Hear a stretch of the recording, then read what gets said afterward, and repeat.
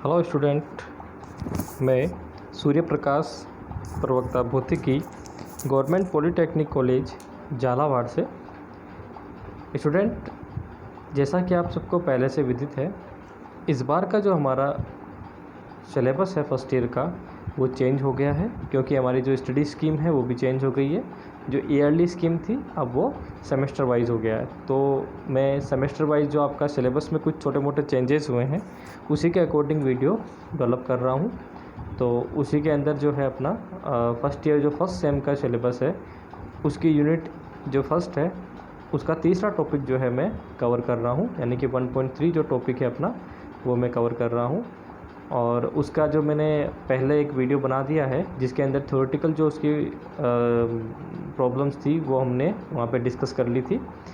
अब यहाँ पे जो हमें उसकी न्यूमेरिकल प्रॉब्लम जो है, यानी कि उस जो हमने मापन में त्रुटि जो टॉपिक था यानी कि एरर इन मेजरमेंट है, उसकी न्यूमेरिकल प्रॉब्लम जो होती है उसको आज इस वीडियो में हम कैसे सॉल्व करेंगे वो सीखेंगे। ठीक है। और इसके जो न्यूमेरिकल्स होते हैं बहुत ही सिंपल न्यूमेरिकल हैं। अगर आपको थ्योरेटिकल पोर्शन जो है उसके फॉर्मूले बेस्ड क्वेश्चन है, वो अगर आपको फॉर्मूले याद है तो इसको आप आराम से सॉल्व कर सकते हैं। और इस वीडियो में मैंने टोटल 2 प्रॉब्लम्स है जो ली है, और भी प्रॉब्लम्स जो हैं वो आपको एनसीईआरटी या अपनी टेक्स्ट बुक में या फिर राजस्थान बोर्ड की जो बुक है उसमें आपको मिल जाएगी, 11th क्लास की जो फिज़िक्स है उसके अंदर। ठीक है, तो वहाँ से आप और भी प्रॉब्लम सॉल्व कर सकते हैं। और अगर उसमें कोई दिक्कत आए तो आप मुझे कमेंट बॉक्स में कमेंट करके उनकी सॉल्यूशन मैं आपका वहाँ पे कर दूँगा। ठीक है, तो आइए स्टार्ट करते हैं। जो अपना टॉपिक है वो है मापन में त्रुटि और उस पर न्यूमेरिकल प्रॉब्लम। तो देखिए, इसमें मैंने जो फर्स्ट प्रॉब्लम ली है वो ये प्रॉब्लम है कि क्वेश्चन हम पढ़ता हूँ पहले मैं, और आप स्लाइड में देख सकते हैं वैसे कि कांच का अपवर्तनांक 1.52, 1.48, 1.50, 1.54, 1.46 माना गया है। मतलब माना गया है इसका मतलब क्या है कि कोई एक्सपेरिमेंट हुआ है, उस एक्सपेरिमेंट में अपन ने कांच का अपवर्तनांक ज्ञात किया है और उसके अपने 5 प्रेक्षण लिए हैं। ठीक है, 5 प्रेक्षण का वैल्यू जो है इस क्वेश्चन में दे दी गई है।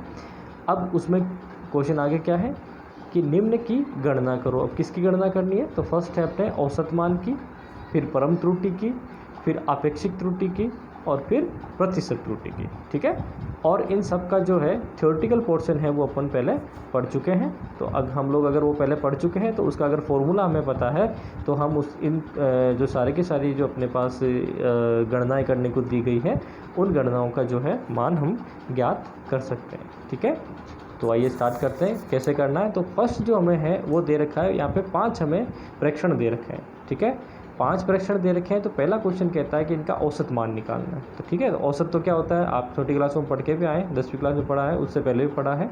औसत क्या होता है कि राशियों का योग बटा राशियों की संख्या। ठीक है, तो आइए स्टार्ट करते हैं इसको करना। तो ये सर्वप्रथम हमें क्या करना है, सर्वप्रथम अपवर्तनांक का माध्य निकालने पर। ठीक है, तो अपवर्तनांक को किससे रिप्रेजेंट करते हैं अपन? म्यू से रिप्रेजेंट करते हैं। तो माध्य क्या हो जाएगा? Mu bar. ठीक है, आप जैसा कि इसमें देख सकते हैं ये जो है हमने क्या लिखा है, ये म्यू। ठीक है, ये जो है हमारे पास ये क्या है, म्यू है, और ये जो है वो क्या है, म्यू, उसको म्यू से रिप्रेजेंट करते हैं। तो ये हमारे पास हो गया म्यू बार, और म्यू बार बराबर क्या हो जाएगा, अब अपने पास संख्याएं हैं उनको सबको जोड़ना है बटा उन संख्याओं का भाग देना है। तो संख्या क्या है, 1.52 प्लस 1.48 प्लस 1.50 प्लस 1.54 प्लस 1.646। ठीक है, इन सबको जोड़ा डिवाइडेड बाय 5 से, क्योंकि हमारे पास 5 संख्या है तो इसको क्या करना है, 5 से डिवाइड करना है। ठीक है, तो जैसे ही 5 से डिवाइड करेंगे तो हमारे इनको जोड़ने पे वैल्यू क्या मिलेगी, तो नेक्स्ट आप देखिए ये मिल जाएगी हमें 7.50 इन सबको जोड़ने पे, और फिर इसको 5 से डिवाइड करेंगे तो वैल्यू जो आएगी वो आ जाएगी 1.50।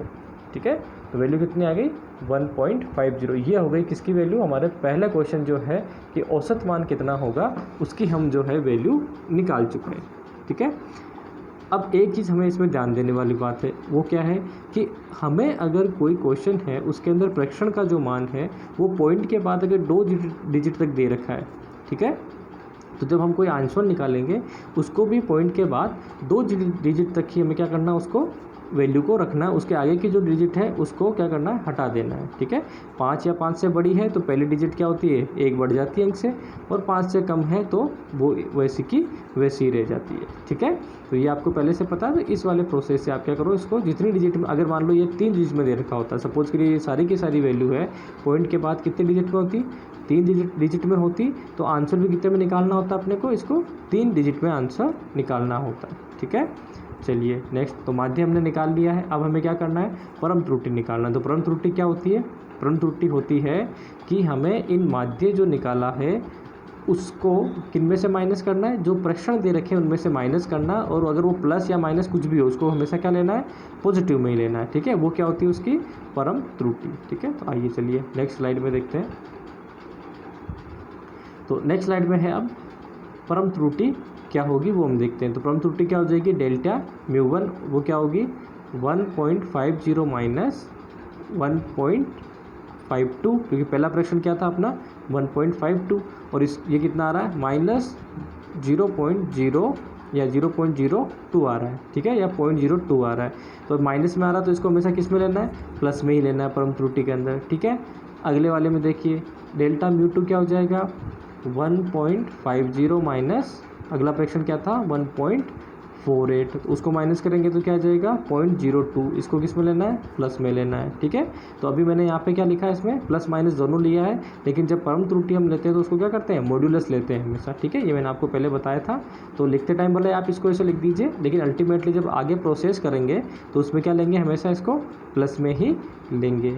ठीक है, इस तरह से हम क्या करते हैं, आगे वाले मान निकालते हैं। ठीक है, तो तीसरा आ गया अपने पास डेल्टा म्यू की बराबर 1.50 माइनस 1.50, तो कितना आ जाएगा 0। अब देखिए ये भी मैंने किस में लिखा है 0.00 लिखा है, यानी कि आपको पॉइंट के बाद 2 डिजिट लिखनी ही है, चाहे 0 हो या फिर कोई भी डिजिट हो। ठीक है, नेक्स्ट आप देखिए म्यू 4 वो हो जाएगा mu 4 delta mu 4 equal to 1.50 minus 1.54 equal to minus का 0.04, फिर delta mu 5 equal to 1.50 minus 1.46 equal to plus 0.04। ठीक है, ये सारे के सारे मान जो है वो परम त्रुटि के आ गई है, बस आपको इसमें क्या लिखना है, आगे मॉड्यूलस लगा के इसको लिखना होता है। ठीक है, यानी कि हमेशा प्लस में ही लिखना होता है। अब नेक्स्ट है माध्य निरपेक्ष त्रुटि। तो माध्य निरपेक्ष त्रुटि क्या होती है, या माध्य परम त्रुटि भी कह सकते हैं। इस परम त्रुटि को दूसरा नाम क्या है, निरपेक्ष त्रुटि भी होता है। ठीक है ना, तो माध्य निरपेक्ष त्रुटि क्या हो जाएगी, माध्य निरपेक्ष त्रुटि का मतलब है कि जितनी भी परम त्रुटियाँ आई हैं उन परम त्रुटियों के मॉड्यूलस का क्या करना है, उसके धनात्मक मान का क्या करना है, माध्य लेना होता है। ठीक है, तो हम क्या करेंगे, इनका सबका माध्य ले लेंगे। तो इसका फॉर्मूला क्या बनता है, जो हमने पिछली जो वीडियो था उसमें पढ़ा था कि delta mu bar equal to हो जाएगा summation I equal to 1 to n modulus delta mu I upon n। ठीक है, तो इसका हो जाएगा समीशन करेंगे इसको, तो पूरे के पूरे 5 मान हैं अपने पास ऊपर डेल्टा म्यू के, तो पाँचों के पाँचों मानों को जोड़ेंगे, उसमें 5 का भाग दे देंगे। ठीक है, बहुत सिंपल सा है। तो डेल्टा म्यू बार जो हमारा हो जाएगा वो हो जाएगा 0.02 plus 0.02 plus 0.00 plus 0.04 plus 0.04 divided by 5। ठीक है, अब आप इसमें देखिए सारे के सारे मान मैंने क्या लिए हैं, ऊपर तो प्लस माइनस दोनों में थे, लेकिन हमने किस में लिए हैं, प्लस में ही लिए हैं, क्योंकि त्रुटि हमेशा क्या होगी, प्लस में ही लेनी है अपने को, धनात्मक ही लेनी है त्रुटि। ठीक है, अब आप देखिए बराबर करिए, इनको जोड़ेंगे तो क्या हो जाएगा, इन सबको जोड़ने पे 0.12 डिवाइडेड बाय 5। ठीक है, इनको जोड़ने पे कितना आया 0.12 डिवाइडेड बाय 5, और जब इसको 5 इसमें डिवाइड करेंगे तो हमारे पास वैल्यू क्या मिलेगी, वैल्यू मिलेगी delta mu bar equal to 0.024। ठीक है, अब आप इस चीज़ को समझिए, मैंने अभी थोड़ी देर पहले आपको क्या कहा था कि अगर हमें क्वेश्चंस में जो प्रश्न दे रखे हैं, प्रश्न के जो मान दे रखे हैं, वो अगर पॉइंट के बाद 2 डिजिट में है तो आंसर भी कितने डिजिट में होगा, 2 ही डिजिट में आंसर होगा। ठीक है, तो अब देखो ये कितने डिजिट में आ रहा है, 3 डिजिट में, तो इसको कितने में कन्वर्ट करना है, 2 डिजिट में कन्वर्ट करना है, तो क्या करना पड़ेगा, दो डिजिट में देखिए आप 02 आ रहा है और 2 के बाद कितना आ रहा है 4 आ रहा है, तो यानी कि ये 5 से कम है। तो जैसे ही 5 से कम है इसका मतलब इसको सिंपली आप हटा दीजिए, कोई चेंजेस नहीं होगा। ठीक है, तो कितना आ गया 0.02 इसका जो है वो आंसर हो गया। ठीक है, अगर सपोज करिए यहाँ पे ये आंसर आता 0.026 आता तो हमें क्या करना पड़ता, ये हो जाता अपना 6 को हटा देते, उसको 2 डिजिट में कन्वर्ट करते तो हो जाता 0.03। 2 का कितना हो जाता 3 हो जाता, क्योंकि वो 5 या 5 से बड़ा नंबर होता। ठीक है, चलिए अब आते हैं इसके नेक्स्ट पर। नेक्स्ट है हमारे पास कि आपेक्षिक त्रुटि। ठीक है, तो आपेक्षिक त्रुटि निकालने के लिए क्या करेंगे, आपेक्षिक त्रुटि बराबर होता है, अब जो हमने निरपेक्ष माध्य निरपेक्ष जो त्रुटि निकाला है उसमें हमें क्या करना होता है, माध्य निरपेक्ष त्रुटि में जो इसका औसत मान हमने सबसे पहले निकाला था उस औसत मान का क्या करना होता है, भाग देना होता है। ठीक है, तो आपेक्षिक त्रुटि क्या हो जाएगी, आपेक्षिक त्रुटि का फॉर्मूला बन जाएगा plus minus delta mu bar upon mu bar. ठीक है, ये दोनों चीज़ें हमने पहले निकाल ली है। ठीक है, तो डेल्टा म्यू बार कितना निकाला था, वो भी जस्ट इसके पहले वाली स्लाइड में निकाला था, वो कितना था 0.02, और जो हमारे पास बार था वो कितना था, म्यू बार वो था 1.50। तो इन दोनों को यहाँ वैल्यू पुट कर देते हैं। तो जैसे ही वैल्यू पुट करेंगे तो हमें वैल्यू क्या मिल जाएगी कि equal to plus minus 0.02 divided by 1.50। ठीक है, जब इसको डिवाइड करेंगे तो हमें अगली वैल्यू मिलेगी प्लस माइनस 0.013।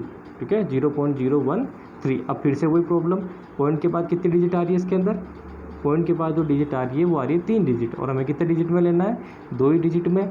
तो आप देखिए तीसरी डिजिट क्या आ रही है इसकी, तीसरी डिजिट जो है वो है 3, है ना, तीसरा अंक क्या आ रहा है 3 आ रहा है। तो 3 आ रहा है, इसका मतलब ये 5 से छोटा है, छोटा है तो कोई चेंजेस नहीं होगा, सिंपली इसको हटा देंगे तो ये हो जाएगा इक्वल टू प्लस माइनस 0.01। ठीक है, आगे समझ में आता तक। तो ये थी हमारी आपेक्षिक त्रुटि। तो 3 हमने जो इसके हैं पॉइंट कर लिए हैं। चौथा जो अपने को ज्ञात करना था वो था प्रतिशत त्रुटि। ठीक है, तो प्रतिशत त्रुटि क्या होती है, आपेक्षिक त्रुटि इंटू 100। ठीक है, क्या होती है, आपेक्षिक त्रुटि इंटू 100, सिंपली कर लो। ठीक है, उसको तो आपेक्षिक त्रुटि कितनी थी, अब क्योंकि 100 से मल्टीप्लाई कर रहे हैं तो पॉइंट के बाद कितने अंक लेने हैं अपने को, 2 अंक लेने हैं ना। तो इसमें अपन 3 को 0.013 क्यों ले रहे हैं, क्योंकि 100 से जैसे ही गुणा करेंगे तो ये 0 पॉइंट जो है वो क्या होगा, 2 अंक दाहिनी ओर खसक जाएगा। तो अपने आप ही 30 जो 3 होगा वो क्या हो जाएगा, पॉइंट के बाद पहला अंक हो जाएगा, तो उसको तो लेना ही पड़ेगा। ठीक है, तो अपने पास ये क्या बन जाएगा आंसर इसका, प्रतिशत त्रुटि का delta mu bar upon mu bar into 100। ठीक है, तो delta mu bar upon mu bar कितना है 0.013। ठीक है, इसको 100 से मल्टीप्लाई कर दीजिए तो कितना बन जाएगा प्लस माइनस 1.3%। यानी कि इस परीक्षण के अंदर अगर हम प्रतिशत त्रुटि फाइंड आउट करते हैं, जो हमने प्रयोग किया है जिसमें 5 हमने मान निकाले थे, उस 5 मान में अल्टीमेटली जो हमारे परीक्षण लेने में त्रुटि हुई है प्रतिशत, वो कितनी हुई है 1.3। ठीक है, तो इसका मतलब है कि जो हमने परीक्षण लिए हैं वो प्रयोग किया है वो लगभग ठीक ठीक किया है। अगर 5 से ज़्यादा त्रुटि आती है परसेंटेज से तो हमें प्रैक्टिकल को वापस दोहराना पड़ेगा। ठीक है, आ गया समझ में, कोई दिक्कत नहीं आई होगी मेरे ख्याल से यहाँ तक। अब एक रैपिड क्वेश्चन अब करते हैं, थोड़ा स्पीड से करेंगे। नेक्स्ट क्वेश्चन है जो आप देखिए, इसको खुद भी करने की कोशिश करना।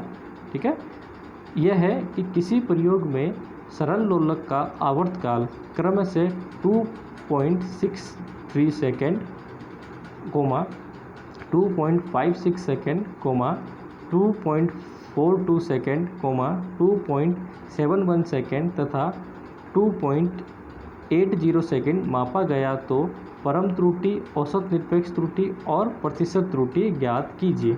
ठीक है, तो प्रतिशत त्रुटि तक पहुंचना, इसका मतलब चारों के चारों स्टेप हमें निकालने पड़ेंगे, चाहे कुछ भी पूछा हो। ठीक है, तो आइए सब स्टार्ट करते हैं। बहुत सिंपल है, अब मैं आपको इसको बिना फॉर्मूले के सीधा सीधा बताऊंगा। ठीक है, क्योंकि आपको मैं एक फॉर्मूले के साथ डिटेल से पूरा क्वेश्चन समझा चुका हूँ। तो सबसे पहले सरल लोलक का क्या निकालना पड़ेगा, माध्य आवर्तकाल निकालना पड़ेगा। परम त्रुटि के लिए क्या चाहिए अपने को, माध्य चाहिए इसका, तो सबसे पहले माध्य निकालिए। तो अपने को कितने दे रखे हैं इसमें परीक्षण, 5 परीक्षण दे रखे हैं। तो पहले तो 5 को जोड़ दीजिए, उसमें 5 का भाग दे दीजिए। तो 5 को जोड़ेंगे तो क्या है 2.63 प्लस 2.56 प्लस 2.42 प्लस 2.71 प्लस 2.80। ठीक है, डिवाइडेड बाय 5। तो इनको जोड़ेंगे तो कितना मिल जाएगा तो ये जाएगा 13.12, ठीक है, 13.12 या फिर, है ना, डिवाइडेड बाय 5। जैसे इसको 5 से डिवाइड करेंगे कितना मान आएगा, ये आएगा 2.624, ठीक है। अब देखिए फिर से कितने डिजिट में जा रहा है ये मान, 3 डिजिट में जा रहा है। लेना कितने में है, 2 में, तो क्या करेंगे, 2 के बाद कितना अंक आ रहा है, 4 आ रहा है, ठीक है। तो 4 5 से क्या है, छोटा, तो कोई चेंजेस नहीं होगा, सिंपली हट जाएगा और कितना मान आ जाएगा, जो औसत आवर्तकाल है अपना वो आ जाएगा 2.62 सेकेंड, ठीक है, 2.62 सेकेंड जो है ये इसका मान आ जाएगा औसत। अब आइए अपन, जब औसत निकल जाता है तो हमें क्या निकालना होता है, फिर परम त्रुटि निकालनी होती है, ठीक है। परम त्रुटि क्या होती है, औसत में से उन मानों को जो हमें दे रखा है प्रेक्षण उनको माइनस कर दो, या फिर उन प्रेक्षणों में से औसत को माइनस कर दो और उनका मॉड्यूलस हमें लेना होता है, ठीक है। तो नेक्स्ट हमारे पास हो गया ये आपेक्षिक त्रुटि, परम त्रुटि, हाँ। तो नेक्स्ट हमारे पास क्या है, परम त्रुटि। तो परम त्रुटि में क्या करना था, उन सब का जो औसत आया था, औसत को इन प्रेक्षणों से माइनस कर दो और हमेशा क्या लेना, उसको प्लस ही लेना, नेगेटिव नहीं लेना होता है, ठीक है। तो हमें क्या करना है अब इसमें परम त्रुटि में, तो डेल्टा T1 निकालेंगे। डेल्टा T1 हो गया 2.63 माइनस 2.62 इक्वल टू 0.01, ठीक है। डेल्टा T2 क्या हो गया, 2.62 माइनस 2.56 इक्वल टू कितना हो गया, 0.06, ठीक है। इसको मैंने क्या किया, बड़े में से छोटे को माइनस करके लिखा है, क्योंकि हमें क्या लेना, मोड लेना है। तो बड़े में छोटे में को माइनस करके लिखोगे तो ये चीज़ अपन मोड में ले लेंगे। और उस पहले वाले क्वेश्चन में क्या किया था, उसमें हमने सिर्फ एक ही प्रोसेस अपनाया था, ठीक है, कि जो हमारा औसत मान आया था उसमें सबको माइनस करते गए, प्लस माइनस लिख दिया, लेकिन लेना का हमें क्या है, ऑलवेज प्लस में ही लेना होता है त्रुटि को, ठीक है। तो ये सारे अपन जब माइनस करेंगे तो इस तरह से हमारे पास नेक्स्ट आ जाएगा डेल्टा T3, वो आ जाएगा 2.62 माइनस 2.42, वो आ गया 0.20। अगला आ गया डेल्टा T4, वो हो जाएगा 2.71 माइनस 2.62, तो कितना हो गया 0.09। T5 हो गया, डेल्टा T5 हो गया 2.80 माइनस 2.62 इक्वल टू 0.18, ठीक है। ये सारे हमारे पास वैल्यू आ गई। अब यहाँ से हमें क्या निकालना है, यहाँ से निकालना है माध्य निरपेक्ष त्रुटि, ठीक है। तो माध्य निरपेक्ष त्रुटि निकालनी तो वो कैसे हो जाएगी, इन सब जो परम त्रुटि आई है अपने पास 5, इन सब का क्या ले लो, माध्य ले लो, ठीक है। तो माध्य क्या हो जाएगा, डेल्टा टी क्या हो गया, इन सबको जोड़ के और 5 का भाग दे देंगे, ठीक है। जब इन सबको जोड़ेंगे 0.01 को, 0.06 को, 0.20 को, 0.09 को, 0.18 को, तो इन सबको जोड़ने पे वैल्यू क्या मिलेगी, 0.54 जो यहाँ लिखी हुई है, ठीक है। कितनी वैल्यू मिल जाएगी, 0.54। अब इस 0.54 में क्या करना है, 5 का डिवाइड करना है, तो डिवाइड करेंगे तो हमें वैल्यू क्या मिल जाएगी, 0.108, ठीक है। क्या वैल्यू मिली, 0.108। अब फिर से आप देखिए ये वैल्यू कितने में आ रही है, 3 डिजिट में आ रही है, लेनी कितनी में है, 2 डिजिट में। तो क्या करेंगे, तीसरी डिजिट का मान देखते कितना आ रहा है, 8 आ रहा है। तो 8 आने का मतलब क्या हुआ कि अब जो हमारी दूसरी डिजिट है उसको 1 अंक से हमें बढ़ाना पड़ेगा इसको हटाने के लिए, क्योंकि ये 5 से क्या है, ज़्यादा है, 5 या 5 से ज़्यादा है, ठीक है। तो इसका मतलब क्या हुआ, इसको हटानी पड़ेगी, और हटाएंगे तो 1 अंक क्या होगा, बढ़ जाएगा। तो यहाँ 0 की जगह क्या हो जाएगा, उसका अगला अंक 1 हो जाएगा। तो कितना आ जाएगा इसका मान, 0.11, ठीक है। ये आप देखिए ये, ठीक है। अगर ये 8 जो है, 8 की जगह अगर 4 होता तो ये क्या रहता है, 0.10 रहता, ठीक है। लेकिन हमारे पास ये क्या, 5 से ज़्यादा, इसलिए एक वैल्यू बढ़ जाएगी इसकी, ठीक है। तो हम माध्य निरपेक्ष त्रुटि तक पहुंच गए। अब कौन सी आएगी नेक्स्ट, वो आएगी आपेक्षिक त्रुटि, ठीक है। अब आपेक्षिक त्रुटि क्या होती है, आपेक्षिक त्रुटि होती है हमारे पास कि जो हमारे पास माध्य परम त्रुटि आया है उसके अंदर हमें क्या करना है, जो इसका औसत मान है उसका भाग देना है। तो माध्य परम त्रुटि कितना आ गया, माध्य निरपेक्ष त्रुटि कितना आ गया, देखो निरपेक्ष और परम दोनों एक ही चीज़ के लिए है ना। तो ये कितना आ गया, वो आ गया 0.11, ठीक है। तो 0.11 डिवाइडेड बाय 2.62, ठीक है, 2.62। ये जब वैल्यू इसको डिवाइड करेंगे तो हमारे पास अगली जो नेक्स्ट इसको सॉल्व करने पे वैल्यू आएगी वो आ जाएगी 0.024, ठीक है। फिर से 3 डिजिट में आ रही है, कितने में कन्वर्ट करना है, 2 डिजिट में कन्वर्ट करना है। तो क्या करेंगे, तीसरे डिजिट का मान देखो कितना आ रहा है, 2, 5 से कम है तो ये डिजिट सेम रह जाएगी, कोई चेंजेस नहीं होगा इसमें, 2 हट जाएगा वहाँ से, तो ये हो जाएगा 0.04 सेकेंड। ये किसका मान आ गया, ये आ गया हमारे पास आपेक्षिक त्रुटि का, ठीक है। नेक्स्ट चलिए, नेक्स्ट है प्रतिशत त्रुटि। तो प्रतिशत त्रुटि में क्या करेंगे, आपेक्षिक त्रुटि इंटू 100। ठीक है, सिंपली क्या करना है, आपेक्षिक जो त्रुटि हमने निकाली है उसको 100 से क्या करो, गुणा कर दो। तो जैसे ही आपेक्षिक त्रुटि को 100 से गुणा करेंगे तो हमारे पास जो वैल्यू मिलेगी वो हो जाएगी कितनी त्रुटि आई आपेक्षिक त्रुटि, वो आगे 0.04 इंटू 100। तो जैसे इसको 100 से गुणा करोगे कितनी परसेंटेज आ जाएगी, 4% जो है ये त्रुटि आ जाएगी। ठीक है, तो 4% त्रुटि जो है वो किसी प्रयोग में आ सकती है। ठीक है, वो परीक्षण हम उसको वैलिड मानेंगे। ठीक है, तो इस तरह से मैंने आपके सामने 2 एग्जाम्पल लिए हैं टेक्स्ट बुक्स के। आप जितने भी आपके पास ऐसे एग्जाम्पल हैं उनको सोल्व करिए, बहुत सिंपल सी चीज़ें हैं। ठीक है, एक बार अगर आप इसको हाथ से सोल्व कर लेंगे तो आपकी मेमोरी में हमेशा के लिए रहेगा, और फॉर्मूले और इसके पीछे जो कंसेप्ट है वो मैंने पिछले वाले जो अपना वीडियो था उसमें सारा मिल जाएगा। अगर आपको इसमें से कोई भी दिक्कत आए, इनमें अगर कोई भी किसी भी तरह की अगर आप दिक्कत आती है तो आप मुझे कमेंट बॉक्स में कमेंट कर सकते हैं। ठीक है, और जब आप कमेंट करेंगे तो उनका सॉल्यूशन जो भी रहेगा वो मैं आपको या तो स्लाइड उसकी प्रोवाइड करवा दूंगा, या फिर जो है आपको पर्सनली कॉल करके आपको सोल्व जो है वो फॉर्मूला जो भी उसका कंसेप्ट रहेगा वो आपके साथ मैं शेयर कर लूँगा। ठीक है, तो नेक्स्ट जो है अगला जो वीडियो रहेगा हमारा इसी चैप्टर का, वो रहेगा सिग्निफिकेंट जो आपके फिगर होंगे यानी कि सार्थक नंबर होंगे, उस पर अपना जो है नेक्स्ट वीडियो रहेगा। तो उसका कंसेप्ट यानी कि उसके नियम क्या हैं, प्लस उसका जो साथ का साथ एग्जाम्पल जो है उसके साथ ही हम समझ लेंगे नेक्स्ट वीडियो में। ठीक है, थैंक यू।